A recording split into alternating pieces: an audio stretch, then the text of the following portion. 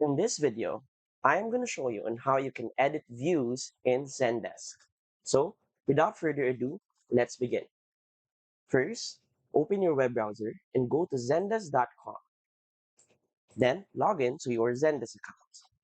Once you're inside your main dashboard, go to the left panel and click on Views.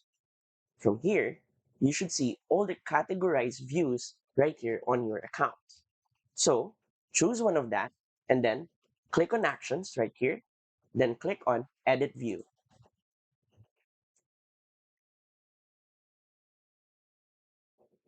This is where you can edit that view right there. So you can change the view name from here.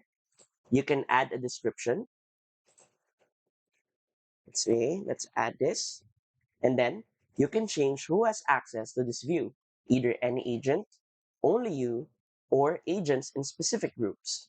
And then of course, you can change the conditions right here. So once you're done with all of that, simply click on Save. And that's it. As simple as that.